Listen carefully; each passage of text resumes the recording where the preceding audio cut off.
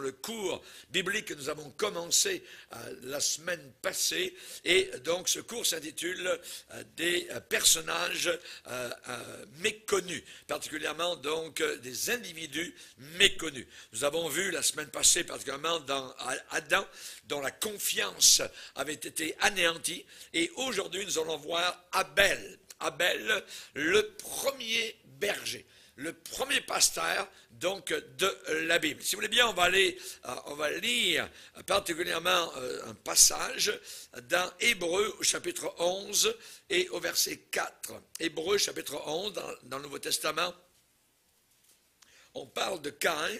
Dans la Genèse, au chapitre 4, on en reparle dans Matthieu, c'est Jésus qui a, on va se lever ensemble, si vous voulez bien, pour lire la parole de Dieu. Jésus a parlé de de Abel, et Jude aussi parle donc particulièrement de son frère Caïn. On va lire dans Hébreux chapitre 11, et nous lisons verset 4. Il est dit, c'est par la foi qu'Abel offrit à Dieu un sacrifice plus excellent que celui de Caïn.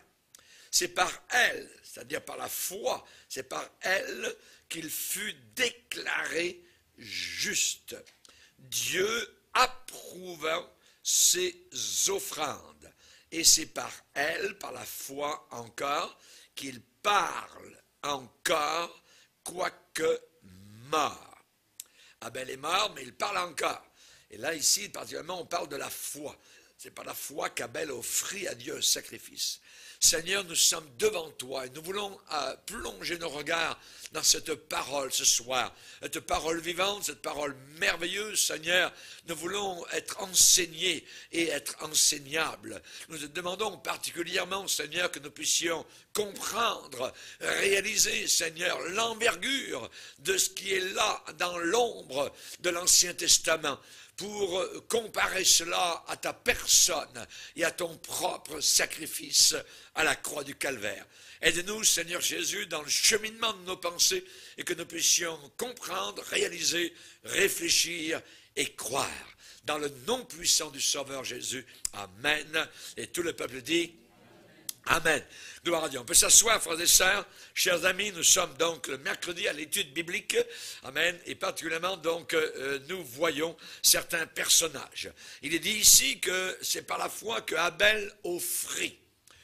Donc, il y a là offrande. Il y a offrande à Dieu d'un sacrifice. Donc, on parle de sacrifice plus excellent, ça veut dire meilleur, donc, que le sacrifice de Caïn. Et donc, la foi est très importante parce que Abel a offert ce sacrifice avec foi. On peut offrir des sacrifices à Dieu sans la foi. On peut servir Dieu même sans foi, voyez. Et nous allons voir ce soir dans le cheminement de cette étude comment il y a beaucoup de choses à tirer, particulièrement donc de Abel étant le premier berger. Un berger s'occupe évidemment des brebis. Et particulièrement, donc, s'occuper des autres, c'est le plus beau des métiers.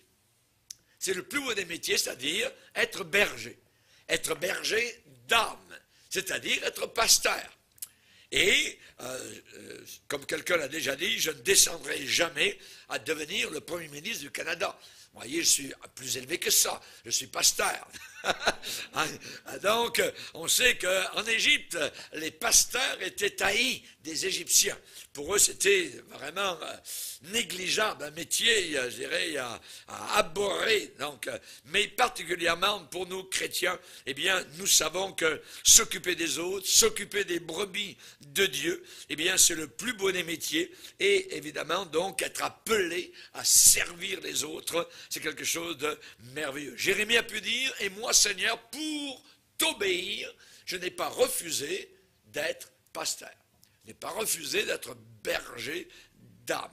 On sait particulièrement que la Bible parle d'Abel. Nous parlons aujourd'hui donc de ce personnage Abel. Et Jésus a parlé d'Abel. Et il a parlé d'Abel, donc il y a cru, dans Matthieu 23 particulièrement, il a parlé d'Abel le juste. Abel le juste. On sait qu'il pleut sur les justes comme sur les injustes. Et là, dans l'histoire de Abel, on ne peut pas parler uniquement d'Abel sans parler de son frère Caïn, le premier meurtrier, le premier qui a levé la main sur quelqu'un de sa propre famille. Ne l'oublions pas. Donc, particulièrement, donc, il est appelé par Jésus le juste. Ça veut dire quoi être juste? Être juste, ça veut dire être justifié. Nous les chrétiens, aux yeux du Seigneur, maintenant nous sommes des justes. Nous avons été justifiés. Ça ne veut pas dire qu'on est parfait, ça ne veut pas dire qu'on est sans faute, voyez.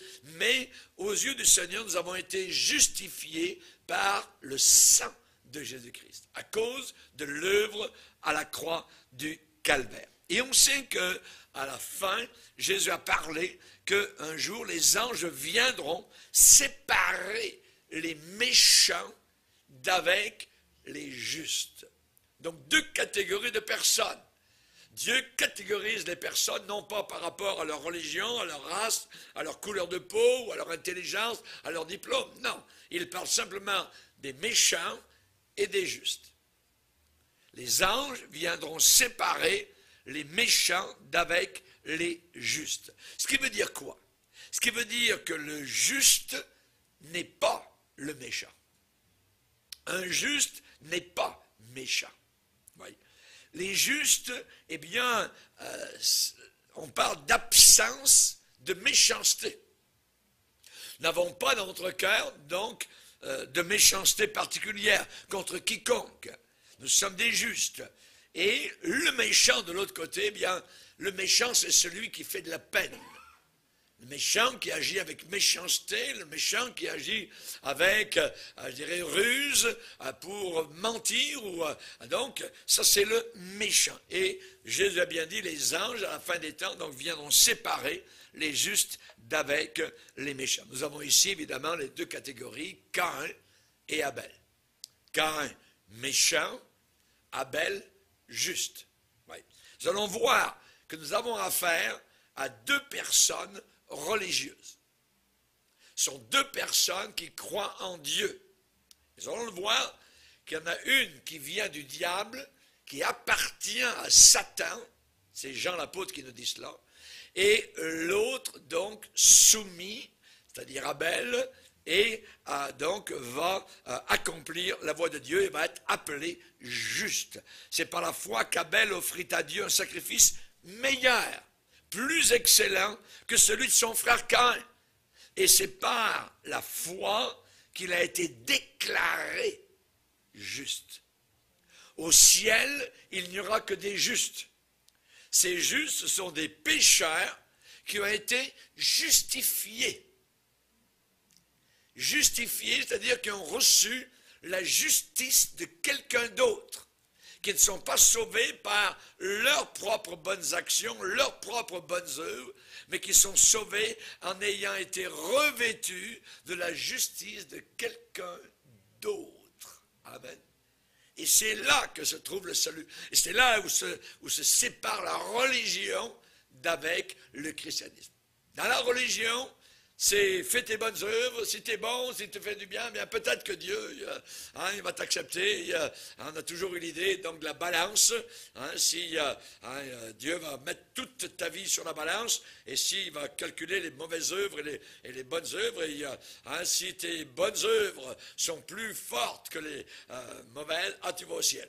Si les mauvaises œuvres sont plus fortes que les bonnes, alors tu vas en enfer. Vous voyez, il n'y a rien de plus faux que ça. Rien de plus faux que ça. Pourquoi? Parce que Dieu n'agira pas comme cela. Il a fallu que son Fils vienne sur la croix pour nous sauver. J'ai un sauveur. Nous ne sommes pas notre propre sauveur. C'est ça qui a été dit donc à Joseph. Tu l'appelleras Jésus. C'est lui qui sauvera son peuple de ses péchés. Ce n'est pas son peuple qui va se sauver de ses propres péchés, c'est le Sauveur qui est venu pour sauver. Amen, gloire au Seigneur. Évidemment, donc, et on sait particulièrement que les justes iront à la vie éternelle, ceux qui ont été justifiés. Et il va être dit à ces justes-là eh bien, j'ai eu faim, vous m'avez donné à manger, j'ai eu froid, vous m'avez vêtu, j'étais en prison, vous m'avez visité, tout ça. Donc, entrez dans le ciel.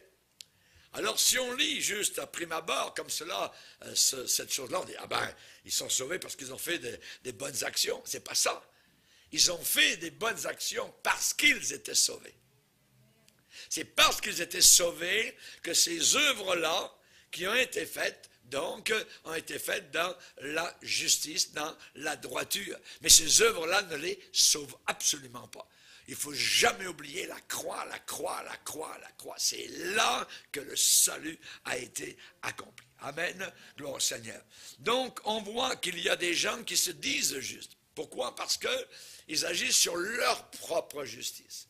Et la Bible déclare dans Ésaïe que la justice personnelle, eh bien, c'est comme un vêtement sale. Toutes les bonnes actions que les gens cherchent à faire pour essayer de gagner la faveur de Dieu, c'est comme un vêtement sale, tout sale. Voyez? Donc, ça ne peut pas, évidemment, rien nous apporter de bon. Alors, c'est Jésus qui a dit, si votre justice ne dépasse pas celle des scribes et des pharisiens, vous n'entrerez pas dans le ciel. Les scribes et pharisiens, c'est des gens religieux. Donc, et les gens religieux, c'était des hypocrites, c'était des gens faux, fourbes. Jésus a dit, écoutez-les ce qu'ils disent, mais ils font pas, ils touchent pas d'un pouce, donc ce qu'ils déclarent. Alors, on voit qu'on a besoin d'avoir une autre justice, celle, évidemment, je vous l'ai dit, de Jésus-Christ. Alors, j'aimerais vous dire que la justice du Seigneur, elle se démontre à un endroit, c'est à la croix. C'est à la croix. La justice du Seigneur a été engloutie dans son amour. Il y a deux choses à ne jamais oublier, la justice de Dieu et l'amour de Dieu. Et à la croix, les deux se sont embrassés. La justice de Dieu qui a permis que le couteau, je dirais, de Dieu, de notre Père Abraham, hein, Dieu le Père, d'une certaine manière, s'enfonce littéralement. Rien pour arrêter. Pas comme avec Abraham et Isaac, voyez. Et là, c'est la justice pure, dure, voyez. Le sang a coulé, ça a giclé, ça a été terrible, cloué sur une croix. Notre sauveur, imaginez, c'est la justice. Et dans Ésaïe 53, il est dit qu'il a plu à Dieu de le briser, Jésus, par la souffrance. Ça, c'est la justice de Dieu. Mais heureusement que la justice, pour nous, eh bien, elle est mêlée de l'amour et de la miséricorde. Et de la miséricorde. Vous savez que la bonté et l'amour, évidemment, sont très importantes. Et particulièrement, nous ne sommes pas attirés par la justice de Dieu. Mais qu'est-ce qui nous a attirés? Ça a été l'amour. Ça a été la miséricorde. Il m'a aimé. Il m'a pardonné. Amen. Ça, c'est quelque chose d'inimaginable. Et c'est ça qui nous attire. C'est ça qui nous fait, évidemment, qu'on est venu vers un sauveur. Mon fils qui était perdu est revenu à la vie. Rappelez-vous l'histoire du fils prodigue, le père qui dit à ses serviteurs, réjouissons-nous, faisons la fête. C'est merveilleux, mon fils était perdu, réjouissons-nous, réjouissons-nous. Et le frère aîné qui est dans la maison, voyez, qui lui se couvre uniquement de sa justice personnelle. Ben, pourquoi? Qu'est-ce que j'entends? De la musique, des danses? Tout ce fils qui est allé jouer avec les prostituées, tout ça, et moi qui étais fidèle, qui est resté pendant des années, rien. Ouais, il n'a pas voulu entrer. C'est Jésus qui raconte ça. On a ici les deux groupes. On a ici Caïn et l'autre Abel. On va le voir, voyez. Chers amis, il est dit que le jugement est sans miséricorde pour celui qui n'a pas fait miséricorde. Mais la miséricorde triomphe du jugement. La miséricorde passe par-dessus Dieu qui devrait nous frapper, nous envoyer en enfer. Nous sommes des miséreux, des misérables. On a été adultères, on a menti, on a volé, on a tout fait, voyez. Et si j'ai brisé un seul des 10 commandements de Dieu, c'est comme si je les ai tous brisés. Nous avons tous brisé les 10 commandements du Seigneur. Peut-être que vous n'avez pas commis adultère, mais si vous avez menti à votre père ou à votre mère ou à quelqu'un, eh bien c'est comme si vous avez brisé tous les commandements. Nous sommes devant Dieu la bouche fermée. Mais heureusement, la miséricorde triomphe du jugement. Alléluia. Le monde cherche un chef. Le monde cherche une certaine justice sociale. Voyez. Et j'aimerais vous dire que même le diable peut être juste jusqu'à un certain point. Le diable peut même avoir raison. Mais le problème avec le diable, c'est qu'il n'a pas de bonté.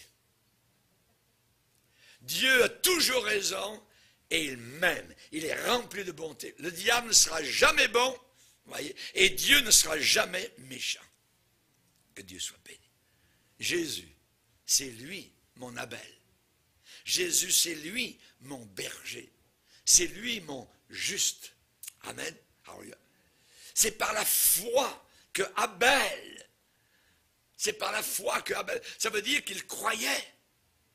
Il croyait. Le berger a la foi. Nous marchons par la foi. Je dois avoir la foi, moi, pasteur, berger de l'assemblée, pour communiquer la foi. Je ne peux pas donner ce que je n'ai pas reçu. Un homme ne peut apporter aux autres que ce qu'il a reçu du Seigneur. Et mon travail, c'est de me garder dans la foi, de me maintenir dans la foi, de nourrir ma foi personnelle, pour continuer à nourrir le troupeau. Qu'est-ce que Jésus a dit à l'apôtre Pierre? Paie mes brebis, nourris mes brebis. Oui, nourris-les. Donc Abel, premier berger, croyait. C'est par la foi que Abel a offert. Il a offert, donc il a fait des offrandes. Il a fait des offrandes, voyez. Ça veut dire, pour faire une offrande, il faut donner. Celui qui donne beaucoup, reçoit beaucoup. Celui qui donne peu, eh bien, reçoit très peu. Certaines personnes n'ont pas, parce qu'ils gardent ce qu'ils ont. Ils gardent ce qu'ils ont. C'est Jim Elliot qui a donné sa vie avec les Oka, là-bas en Amérique centrale, où les Oka l'ont tué. Avant de mourir, il avait écrit, il faut donner ce qu'on ne peut pas garder, pour recevoir ce qu'on ne peut pas perdre. Je répète, il faut donner ce qu'on ne peut pas garder. La vie passe, voyez. De toute façon, on est venu nu du sein de notre mère, et on repartira nu dans le sein de la terre. Amen. Donc, Abel croyait. Par la foi, il a offert. Donc, il a fait des offrandes. Ensuite, il est dit qu'Abel parle encore. Parle encore. Mon travail à moi, c'est de parler. Un pasteur parle, il prêche, il enseigne, il aide, il donne des conseils. Abel, premier berger, premier pasteur, il parle encore, même s'il est mort. Alléluia. Donc c'est le plus grand des prédicateurs. Il parle encore, quoique mort. La mort n'a pas fermé sa bouche. Et pourtant, nous n'avons aucune de ses paroles. Nous n'avons aucune de ses prédications. Le berger est un prédicateur. Il parle. Il parle. Il parle encore.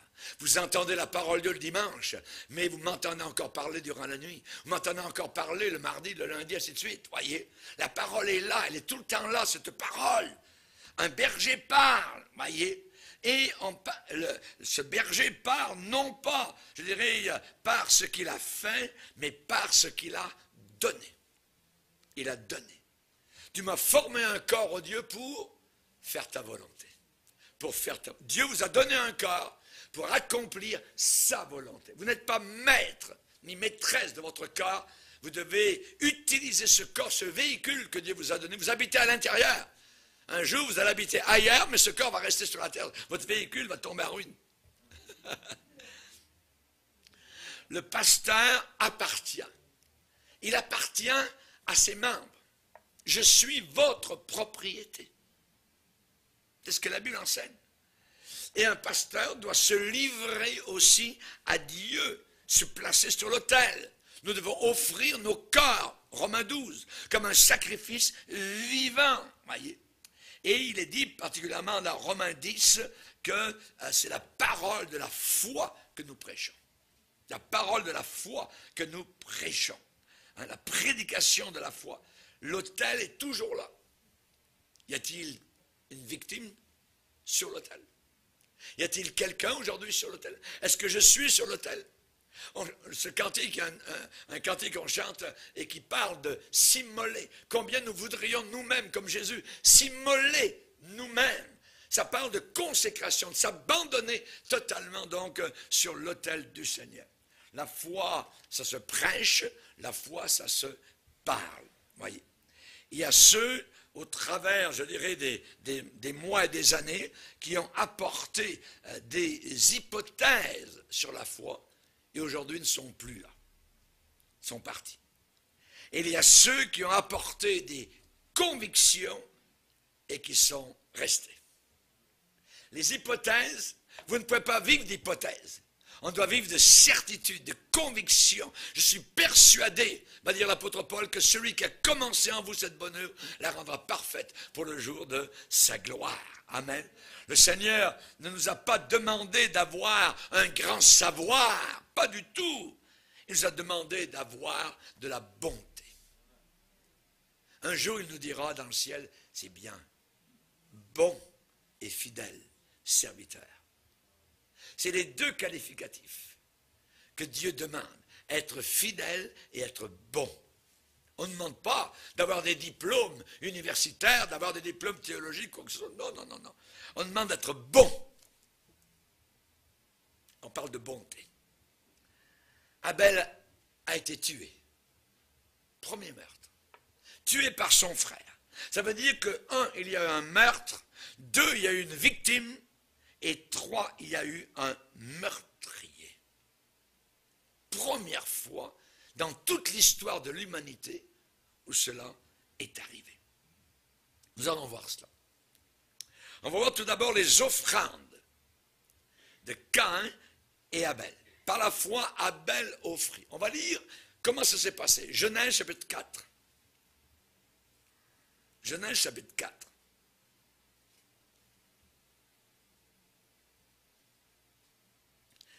Adam connut Ève, sa femme, ça veut dire une relation sexuelle avec Ève. Adam connut Ève, sa femme, elle conçut et enfanta Caïn. Et elle dit, j'ai formé un homme avec l'aide de l'Éternel. Elle enfanta encore son frère Abel. Abel fut berger et Caïn fut laboureur. On n'a pas de problème avec ça. Au bout de quelque temps, Caïn fit à l'Éternel une offrande des fruits de la terre. Et Abel, de son côté, en fit une des premiers-nés de son troupeau et de leur graisse. L'Éternel porta un regard favorable sur Abel et sur son offrande. Mais il ne porta pas un regard favorable sur Caïn et sur son offrande. Conséquence, Caïn fut très irrité. On parle d'une grande colère. Son visage fut abattu. Et l'Éternel dit à Caïn, pourquoi es-tu irrité?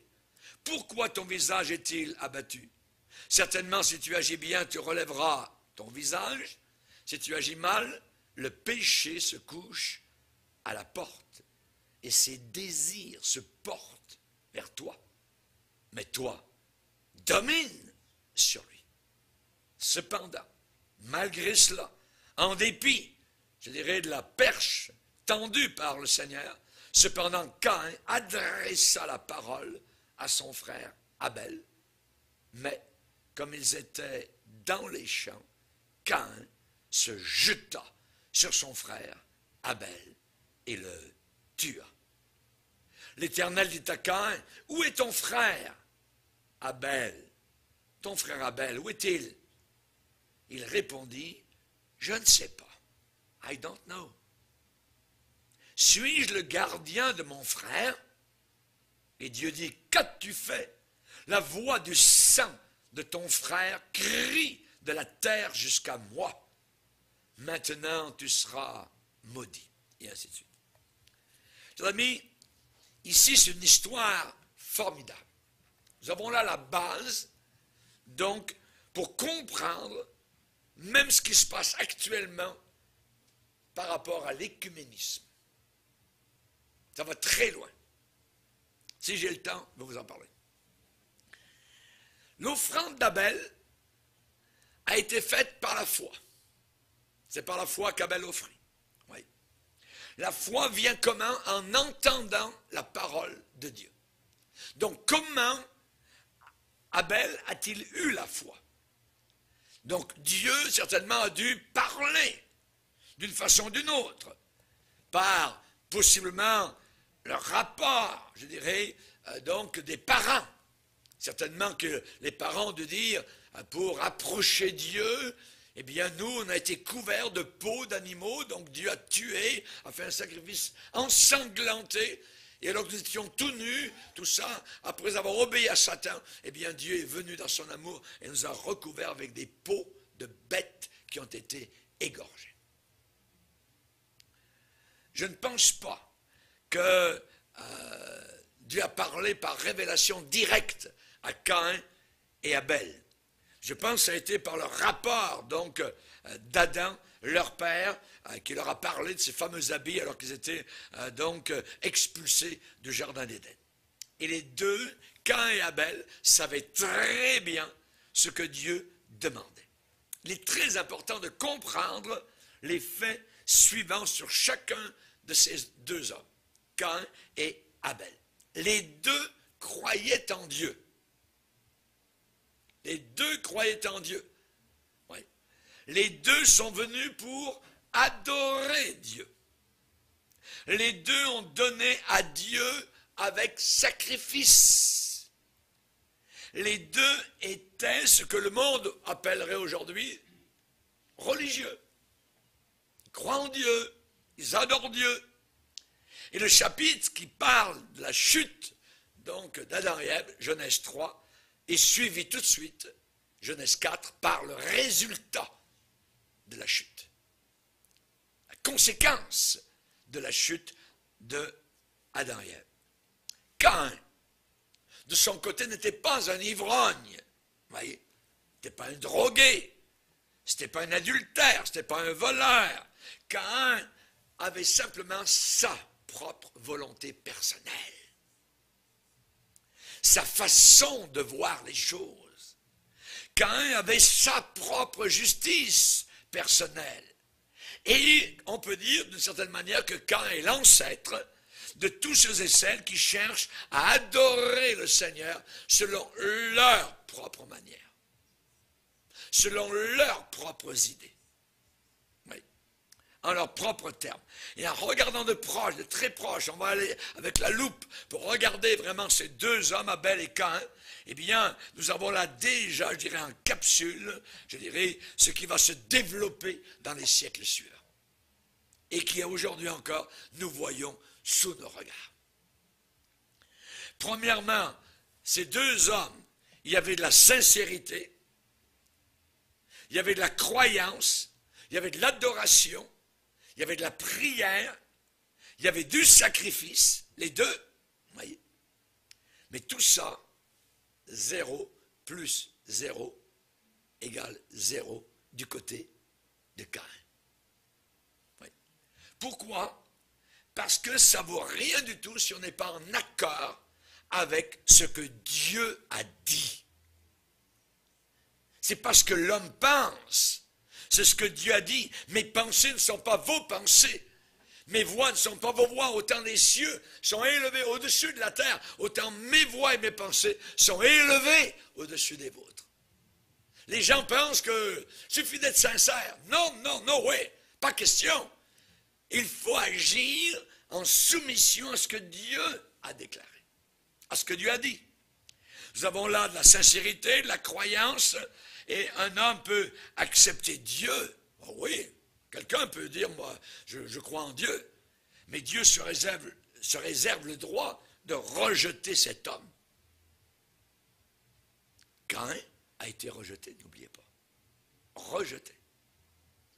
Sincère, il prie Dieu, il offre des bonnes choses, sa sueur, son travail, et ainsi de suite, et Dieu rejette ça.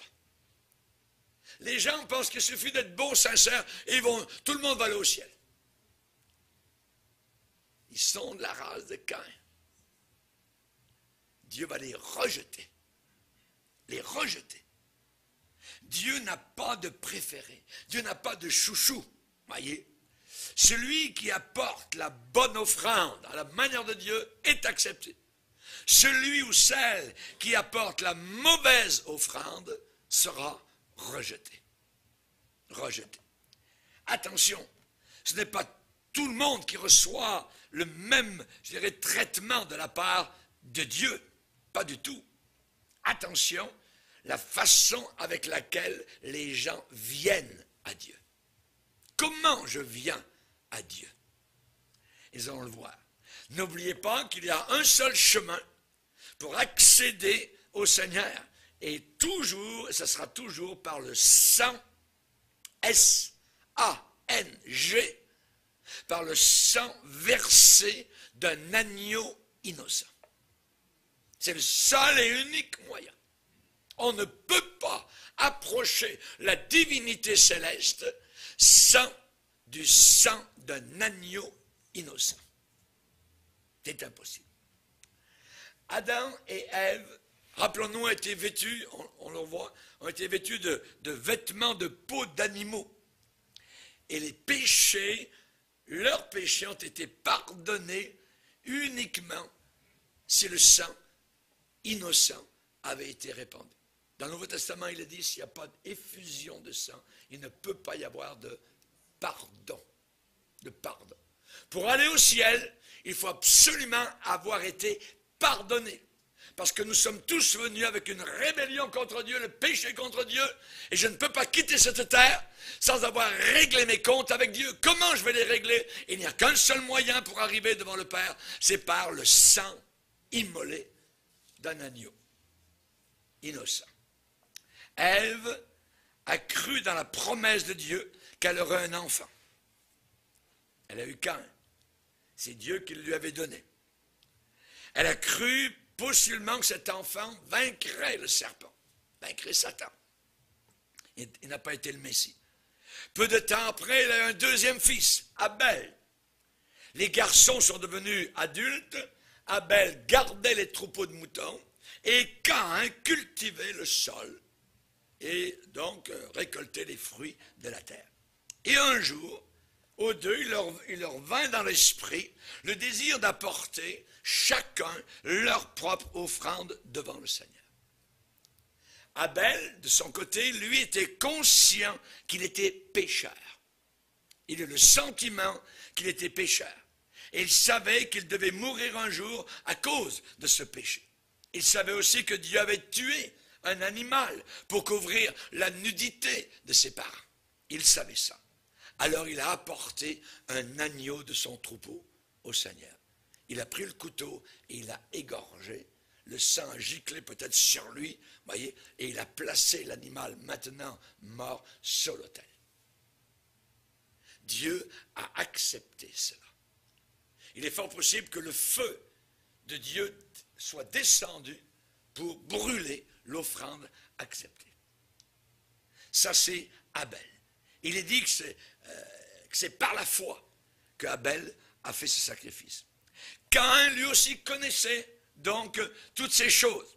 Mais au lieu d'offrir un agneau, il a offert les produits de la terre. Donc un sacrifice non sanglant. Il a offert les produits de la terre qu'il avait certainement cultivés lui-même avec sa sueur, tout ça. On parle ici de bonnes œuvres. Regarde ce que j'ai fait, Seigneur. Donc tu vas m'accepter, ainsi de suite. Niet. Rien. Au lieu d'avoir le sourire de Dieu, c'est le ciel est fermé. Il est rejeté. Ça va à l'encontre de tout ce qu'on entend autour de nous aujourd'hui. Il suffit d'être sincère. Il suffit d'avoir une bonne religion. C'est ce que le pape dit. Le pape dit qu'il suffit d'être bien faire sa religion, n'importe laquelle, et tout le monde va au ciel. Il n'y a rien, je dirais, de plus faux que cela. Malheureusement, depuis cette époque, beaucoup ont suivi les traces de Caïn et n'acceptent pas l'enseignement de Dieu qui dit que l'homme est un pécheur. Alors ils apportent leurs propres offrandes à Dieu. Dans Tite, chapitre 3, verset 5, il est dit, Dieu nous a sauvés, non pas à cause des œuvres de justice que nous aurions faites. Ça le dit bien, non pas à cause des œuvres de justice que nous aurions faites, mais selon sa miséricorde. Et ainsi nous avons été justifiés par sa grâce, faveur non méritée, et maintenant nous sommes héritiers de la vie éternelle. On va entrer dans le ciel librement, je dirais simplement avec Jésus, notre Sauveur. Donc, malheureusement, depuis l'époque de Caïn, eh bien, beaucoup ne viennent pas devant Dieu au nom de Jésus-Christ. Il y a un seul nom qui nous a été donné par lequel nous devions être sauvés. Abel a offert, la Bible dit, un sacrifice meilleur, plus excellent que celui de son frère Caïn. Plus excellent. Et nous pouvons offrir un sacrifice meilleur que celui d'Abel. Jésus-Christ. Jésus-Christ, le berger, le bon berger. Je suis le bon Abel. Je suis Abel, le juste. Si on pourrait dire avec un A majuscule. Voyez, on va comparer Jésus avec Abel. On a lu Genèse chapitre 4. Il y a plusieurs choses que nous savons être vraies à la fois sur Jésus et à la fois sur Abel. Tout d'abord, leur personne. Les deux étaient des bergers. Jésus a dit, je suis le bon berger. Mes brebis entendent ma voix, elles me suivent. Je les conduis dans les verts pâturages. Vous relirez Jean chapitre 10. Jésus est un berger. Il est appelé berger à plusieurs endroits dans la parole de Dieu. Les deux ont été haïs, sans aucune action de leur part qui aurait pu causer, je dirais, une telle rage, une telle colère, une telle inimitié de la part de leurs frères. Jésus a dit, ils m'ont haï sans cause, sans cause. Abel a été haï sans cause par son frère Caïn. Dieu dit que la cause, la raison, la source a été la jalousie. La jalousie. Pilate, Matthieu 27, savait que c'était par jalousie, envie, qu'ils avaient livré Jésus. Et ça a été la jalousie de Caïn sur son frère Abel, qui avait l'approbation de Dieu et lui rejet de Dieu, à cause de son entêtement, sa désobéissance et de sa rébellion. Donc, on voit que les frères de Jésus appartenaient au diable, les gens religieux. « Hé, Jésus, t'es cloué sur la croix, là. Si tu es véritablement le Fils de Dieu, hé, descends. » Ça, c'est des gens religieux, ça. Des gens qui allaient au temple. Et Caïn, c'était la même chose. Lisez avec moi dans 1 Jean chapitre 3, verset 12. La Bible dit la vérité. Cet homme religieux qui était sincère, qui offrait des choses à Dieu, appartenait au diable. Imaginez.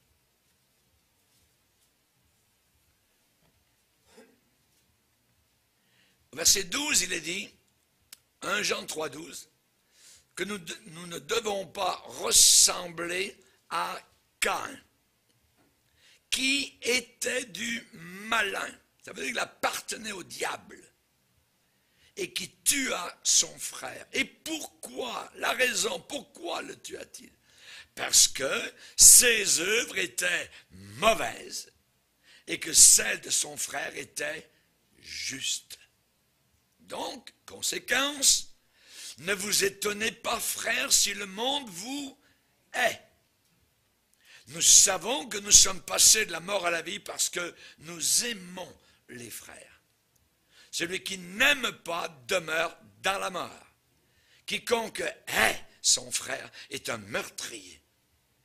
Et vous savez qu'aucun meurtrier n'a la vie éternelle demeurant en lui. Donc ici particulièrement, nous voyons que Dieu a agréé, a accepté l'offrande d'Abel et pas celle de Caïn. Donc, Caïn a été jaloux, un profond dépit, il était offusqué. Caïn n'a même pas demandé à Dieu de lui expliquer ce qui n'allait pas. Non. Voyez, il a eu une deuxième chance. Dieu est venu vers lui, il lui a dit, « Hein, Caïn, pourquoi es-tu irrité comme ça? Pourquoi ton visage est-il abattu? » Certainement, si tu agis bien, si tu réagis bien, alors tu vas donc t'en sortir.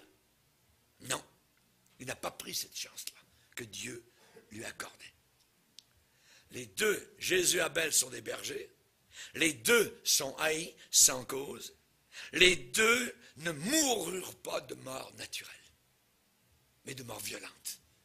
Les deux moururent de façon violente entre les mains des leurs. Entre les mains des leurs, voyez. Il est venu chez les siens, Jésus, et les siens ne l'ont pas reçu. Abel, c'était son propre frère qui l'a tué, qui a porté la main sur lui. Et les deux, donc, ne sont pas morts naturels. Jésus crucifié. L'apôtre Pierre, à la Pentecôte, a dit, vous l'avez crucifié. Vous l'avez fait mourir par la main des impies. Caïn s'est levé, a tué son frère. Il s'est jeté sur son frère, enragé, poussé par Satan. Ouais. Caïn a méprisé la parole de Dieu. Dans Jude, verset 11, il a dit, malheur à eux, ils ont suivi la voie de Caïn. Ils ont suivi la voie de Caïn. Caïn a offert un sacrifice de sa propre convenance. Moi, c'est ma religion. Moi, c'est la Mecque. Moi, c'est le Gange. Moi, c'est les Indes. Moi, c'est Bouddha. Moi, il suffit d'être sincère. Jamais de la vie. Jamais. Il n'y a qu'un sauveur, c'est Jésus. C'est tout. C'est accepté ou alors c'est toi qui es rejeté. Maintenant, les meurtriers ont été punis. Voyez, punis. Dieu a appelé Caïn pour qu'il lui rende des comptes. Et celui il a montré comme s'il ne savait rien du tout. Où est ton frère? Je ne sais pas. Je ne sais pas. Oui. Ce petit bout de phrase, je ne sais pas, c'est très important. Quand un païen demande à Billy Graham, si les gens n'acceptent pas Jésus comme leur sauveur, où est-ce qu'ils vont aller? Je ne sais pas. Fils de Caïn? Fils de Caïn! Voyez? Voyons, ils vont en enfer. Il n'y a aucun autre moyen pour être sauvé. Nul ne vient au Père que par moi. Uniquement par Jésus-Christ. Un seul nom nous a été donné par lequel nous devions être sauvés. Voyez? Donc, Dieu lui a infligé un châtiment terrible, tu seras maudit. Tu seras maudit. Tous ceux qui suivent le diable sont sous la malédiction. Caïn était du diable. Maintenant, nous allons voir les offrandes qui ont été présentées par Jésus-Christ et par Abel. Les deux offrandes ont été offertes à Dieu. À Dieu. Oui. Par la foi, Abel offrit à Dieu un sacrifice. Et Jésus, il est dit dans Éphésiens 5 qu'il nous a aimés et il s'est livré lui-même à Dieu pour nous comme une offrande et un sacrifice de bonne odeur. Alléluia, gloire à Dieu. Donc les deux ont offert un sacrifice au Seigneur, Jésus et Abel. Dans les deux cas, l'offrande a été un agneau. Abel a offert donc un de ses agneaux, et Jésus, eh bien, il est l'agneau de Dieu. Jean-Baptiste a dit, voici l'agneau de Dieu qui ôte le péché du monde. L'agneau de Dieu, ce n'est pas l'hostie que le curé catholique lève, voyez. Il dit, voici l'agneau de Dieu, mon âge, c'est faux. Voyez. Ce n'est pas l'agneau de Dieu. Dans les deux cas, ces sacrifices ont été acceptés par un Dieu saint. Abel, il est dit que l'Éternel porta un regard favorable sur Abel et sur son offrande. Et Jésus-Christ, il est dit que maintenant nous sommes mis à part, sanctifiés par l'offrande du corps de Jésus-Christ, une fois pour toutes. On est à part. C'est donc indifférent, vous les chrétiens, c'est quoi que vous avez? Ouais. Ah, on a quelque chose, et j'aimerais te le donner. Jésus-Christ, sauveur du monde. Amen. Les deux offrandes ont été appelées excellentes. Pour Abel, un sacrifice plus excellent. Et pour Jésus, il est dit que ce sacrifice de son corps, de sa vie, était d'une bonne odeur. Les deux ont obtenu de la part de Dieu le témoignage qu'ils étaient justes. Le centenier au pied de la croix, regardant comment Jésus-Christ était mort, a déclaré au pied de la croix, et certainement cet homme était juste. Juste. Et Abel, eh bien, par la foi, a été déclaré juste, Dieu approuvant ses offrandes. Alléluia. Et les deux offrandes d'Abel et de Jésus parlent aujourd'hui au cœur des hommes, puisqu'il est dit que Jésus est le médiateur d'une nouvelle alliance, et le sang de l'aspersion parle mieux que celui d'Abel. Le sang d'Abel parle, mais le sang de Jésus parle encore plus fort, plus efficace. Il enlève toutes les taches de nos péchés. Maintenant, Caïn, le crime en tant que tel. Caïn s'est jeté sur son frère Abel et le tua, nous dit la Bible, le tua. Caïn a reçu des reproches de la part du Seigneur, il a été désapprouvé, rejeté de Dieu, et sa réaction, je dirais, c'est le pattern, le modèle de tous les incroyants qui sont venus après lui. Les incroyants religieux. Premièrement, Caïn a eu l'occasion de changer sa façon à lui. Il a eu l'occasion de venir à la façon de Dieu. Mais cependant, il a préféré sa religion à la parole du Seigneur. Au lieu d'être reconnaissant que quelqu'un lui montre l'erreur de ses façons de faire, voyez, il s'est mis en colère contre le messager, Abel. Peut-être, j'imagine, Abel est là, il est content, il est heureux, il est approuvé du Seigneur, le sang a coulé, son animal a été accepté. Et Abel de dire à Caïn, Caïn, si tu veux l'approbation du Seigneur, eh bien, je peux te passer un de mes agneaux, il n'y a pas de problème. Dieu a dit que c'est uniquement par le sang. Veux-tu? Non, jamais de la vie, non, c'est ma manière. On est tous sauvés, je suis autant sauvé que toi, et ainsi de suite. On entend ça tous les jours, tous les jours, tous les jours. Oui, la religion. Donc, Caïn a voulu se débarrasser de quiconque pourrait lui rappeler sa condition de perdu. De perdu. L'Éternel dit à Caïn, pourquoi es-tu en colère? Pourquoi ton visage est-il abattu? Certainement, si tu agis bien, tu relèveras la tête. Mais si tu agis mal, le péché se couche comme un loup prêt à se jeter si la porte est moindrement ouverte. Le péché se couche à ta porte et ses désirs se portent vers toi. Mais toi, domine sur lui. Dieu lui donne une deuxième chance dans sa miséricorde, dans son amour. Voyez, Caïn, sonde ton cœur. Voyez. Il est évident qu'il n'était pas, je dirais, emprisonné ou enfermé dans sa rébellion. Il pouvait en sortir et venir lui aussi au salut, à la soumission donc, du Seigneur. Le Seigneur ne passa pas par-dessus ce péché et le Seigneur ne forcera jamais, je dirais, son chemin pour entrer dans un cœur. Pas du tout. C'est l'homme qui doit se repentir. C'est l'homme qui doit enlever sa rébellion, c'est l'homme qui doit enlever sa barrière, l'obstacle, sa résistance et demander au Seigneur d'entrer. J'abdique, Seigneur, c'est vrai, tu as raison, j'ai tort. Je ne peux pas être sauvé sur mes propres termes, sur mes propres idées, je suis sauvé selon ce que toi tu déclares. Tu as envoyé ton fils mourir sur une croix, sur cet autel de bois à Golgotha, au milieu de son sang, pour que je sois sauvé. Je le crois, Seigneur. Pas sur mes propres œuvres, mais sur l'œuvre de Jésus. Je mise toute ma vie et toute mon éternité. Celui qui croira sera sauvé. Celui qui ne croira pas ça sera damné. Jésus l'a dit. C'est clair, c'est clair. Donc il faut s'humilier. Et très tôt, je dirais dans les Écritures, dès la Genèse, on voit comment l'orgueil damne et condamne un homme. L'orgueil, voyez. Alors, la repentance est un must. La repentance est un devoir absolu. Et Paul va dire aux grands messieurs, aux intelligents d'Athènes, Dieu maintenant ne tient pas compte des temps d'ignorance, mais il ordonne maintenant à tous les hommes et en tout lieu qu'ils doivent se repentir. Parce qu'il a fixé un jour où il jugera le monde par l'homme qu'il a désigné et ce dont il a donné à tous une preuve certaine en le ressuscitant des morts. La repentance, la repentance. Ces premiers coups d'œil à l'intérieur de la condition humaine, je dirais, juste après la chute, c'est un choc. C'est un choc, pourquoi?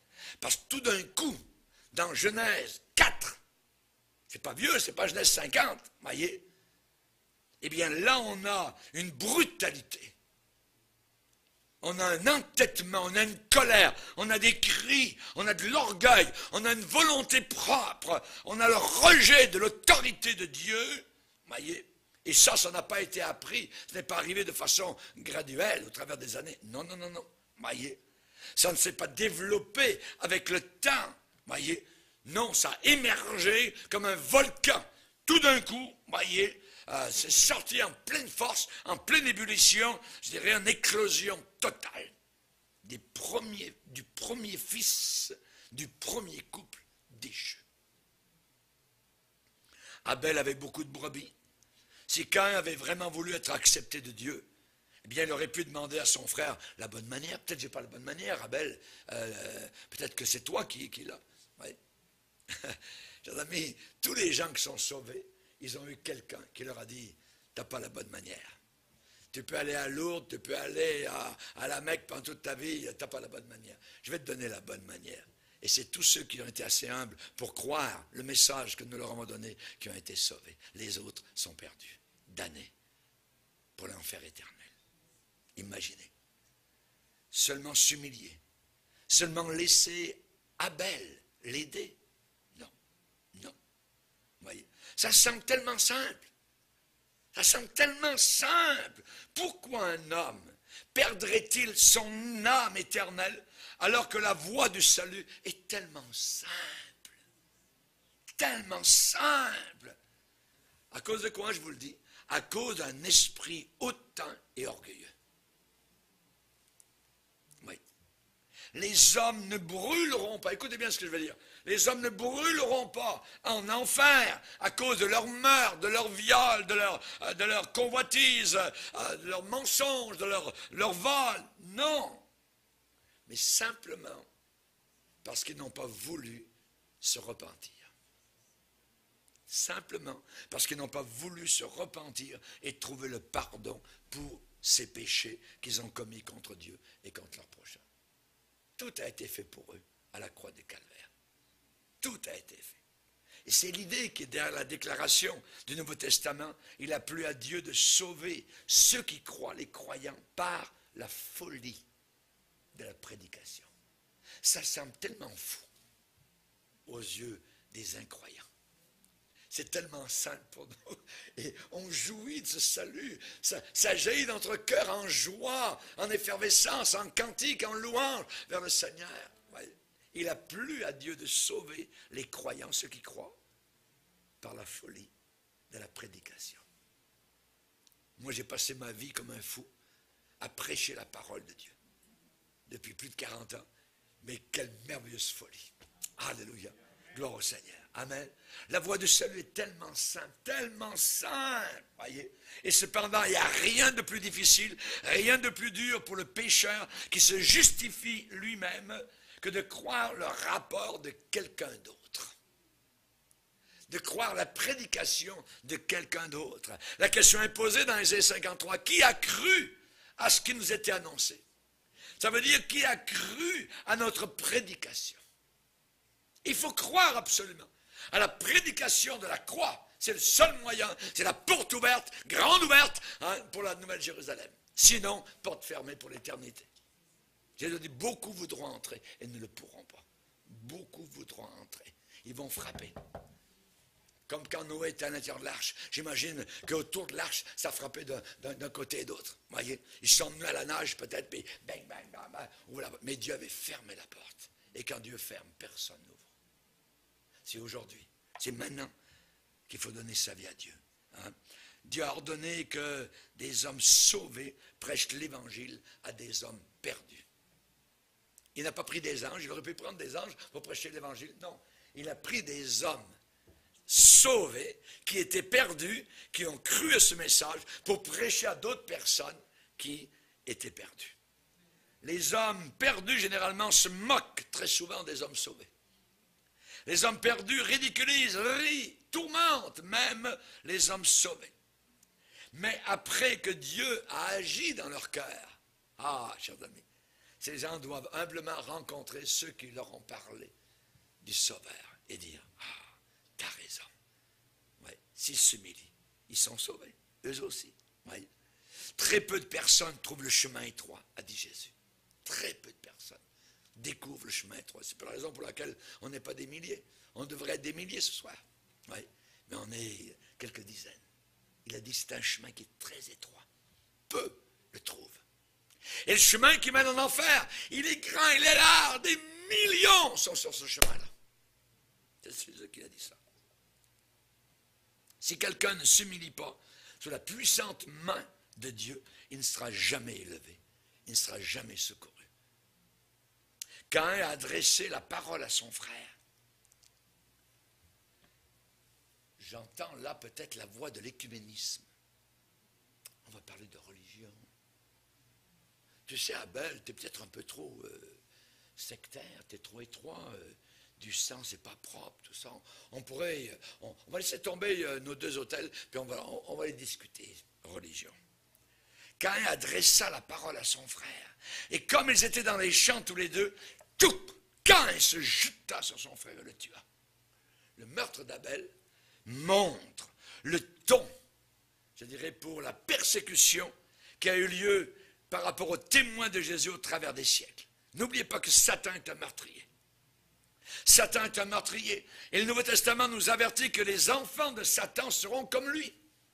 Oui. Jésus a dit dans Jean 8, 44, Satan est meurtrier dès le commencement. Dans 1 Jean 3, 12, il est dit ne pas ressembler à Caïn qui appartenait au diable et tua son frère.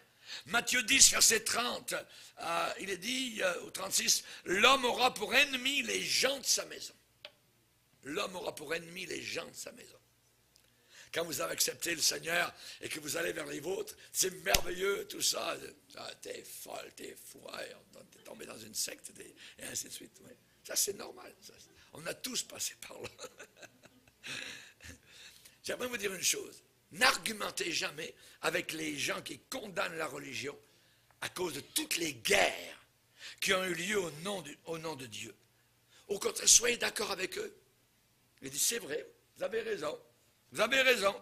Qui peut nier la sanguinaire église de Rome au travers des siècles, qui a tué des millions. L'église de Rome, avec les papes. Oui. Est-ce étonnant qu'un juif regarde l'église aujourd'hui avec tant de mépris, de dédain pendant des milliers d'années? Ses pères ont été égorgés dans des croisades, tués dans des purges, des holocaustes qui ont été, je dirais, produits par les fidèles fils de la Sainte Mère l'Église. Qui peut encore nier le carnage répandu au travers de l'Europe par des soldats proclamant être du côté de Dieu? Pas étonnant qu'en Europe, c'est la mort spirituelle, c'est une apathie spirituelle, la ruine sur ce continent. S'il y a un continent antichrist, c'est bien l'Europe. Quand les livres d'histoire consacrent des chapitres entiers à des guerres entre les catholiques, protestants, entre les chrétiens et les musulmans, pas étonnant que les gens aient une vue si négative de la religion. Soyez d'accord avec eux. Oui, c'est vrai, vous avez raison. Je ne suis pas d'accord avec ces gens-là qui sont partis tuer d'autres personnes au nom de Christ. Ce n'étaient pas des chrétiens, c'est tout. C'était pas des chrétiens. Un chrétien, il ne part pas à la guerre pour tuer d'autres. Non, non, non. Ouais. Jésus a dit à Pierre de remettre son épée. Ceux qui prendront l'épée mourront par l'épée. Ouais. Nous avons là l'histoire un petit peu d'Abel et de Caïn. On en verra un autre à la prochaine leçon. Amen.